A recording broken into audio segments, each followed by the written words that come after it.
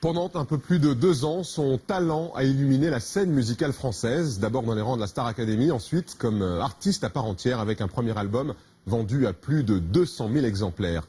Grégory Le Marchal est mort à l'aube de ses 24 ans, le 30 avril 2007. La mucoviscidose contre laquelle il luttait depuis sa petite enfance l'a emporté au faîte de sa gloire. Mais derrière le succès et la grâce de sa voix unique, la souffrance ne s'est que trop rarement interrompue. Qui sait que plusieurs fois par émission ou par concert, il lui fallait se vider les poumons avant de retourner sur scène. Des coulisses que la mère de l'artiste, aujourd'hui coprésidente de l'association Grégory Le Marchal contre la mucoviscidose, raconte pour la première fois dans 7 à 8. Elle livre leurs espoirs de cette époque où Grégory paraissait invulnérable. Ces terribles prières pour qu'un greffon sauve la vie de son enfant aux portes de la mort. C'est un témoignage très fort dans le portrait de la semaine par Thierry de Mézières. Laurence Le Marchal tente avec énergie de transcender la mort de Grégory et passe sa vie sur les routes de France à s'occuper d'enfants atteints de la mucoviscidose. Elle tient comme ça en voulant donner un sens à la mort de son fils et que cette voix venue d'ailleurs aide à sauver d'autres vies. Certains ont imaginé que sa participation à la Starac l'avait fragilisé, abîmé, et que son décès avait à voir avec ça. Au contraire, moi je dirais honnêtement, ils ont sauvé mon fils. Moi, quand on nous a appris ça, quand on a eu ce coup de fil, je m'en souviendrai comme si c'était hier. Dans ses yeux, j'ai vu la flamme qui revenait. J'ai vu cette flamme d'envie de vivre, de vie qui revenait. Et au contraire, pendant la période de la Star Academy, il a pris 4 kilos. Le médecin ne comprenait pas. Et 4 kilos pour quelqu'un en 4 mois qui a la mucoviscidose, je peux vous dire que c'est impossible. Il a jamais été aussi bien. Il a impressionné dès la première chanson, SOS d'un terrien en détresse. Vous pouvez écouter cette chanson aujourd'hui? J'ai du mal. Voici le SOS d'un terrien en détresse. J'ai jamais eu les pieds sur terre. J'aimerais bien être un oiseau. J'ai mal dans ma peau. Je voudrais voir le monde à l'envers. Si jamais c'était plus beau vu d'en haut. Grégory me disait, mais maman, pourquoi j'ai cette voix-là, j'ai ce souffle-là, les médecins ne comprennent pas. Pourquoi j'arrive à chanter comme ça, avec cette maladie? Et quand il avait 16 ans, quand il a commencé à chanter, il disait, c'est pas pour rien, maman. Il sentait quelque chose au fond de lui qu'il n'arrivait pas à exprimer. Il disait, c'est pas pour rien, maman, si j'ai ça. Et moi, au fond de moi, depuis qu'il a commencé à chanter, je lui disais toujours, je sais pas quand, Titi, je sais pas, je peux pas te promettre comment ça va se passer, mais je le sais au fond de moi que tu vas y arriver. Ce qu'on découvre à travers votre témoignage, c'est à quel point chaque chanson demandait une énergie absolument démente à Grégory. Et comment votre mari attendait dans les coulisses avec sa serviette pour qu'il puisse se vider les poumons entre chaque chanson. Les gens ne pouvaient pas s'imaginer les coulisses. Et donc sur scène, c'était un vrai plaisir pour Grégory sur scène. Quand il chantait, c'était vraiment « Maman, c'est le seul moment où je ne me sens pas malade ». Mais dès que la chanson était terminée, après la mucoviscidose, elle reprenait le dessus. Elle fait jamais de pause, la mucoviscidose. Oh, je suis là, je suis toujours là. Qu'est-ce qui se passait alors? Il fallait quoi? Qu'il se vide les poumons? Entre 2 chansons, il fallait, oui, qu'il se... Voilà. Il fallait qu'il s'hydrate, donc il boive énormément, et après il repartait. Ça durait 1 minute. Mais entre chaque chanson, c'était ça. Il se reconcentrait, il rattrapait, Pierre disait, il rattrapait le micro comme ça, et j'y vais, on y va.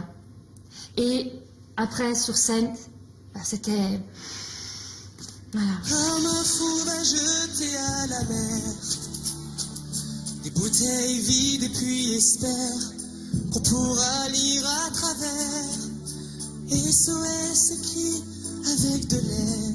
Ce qu'il y a de terrible dans votre livre, c'est qu'on découvre quel point il imaginait que sa carrière allait être longue, qu'il refusait l'idée que ça puisse se terminer un jour. Mais bien sûr. Et bien sûr que je pensais qu'il avait le temps.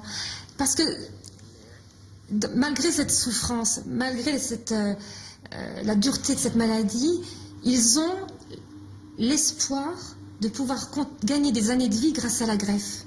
Grégory, il avait des projets, il voulait se marier, il voulait avoir des enfants. Parce que vous avez cet espoir de la greffe qui est réel.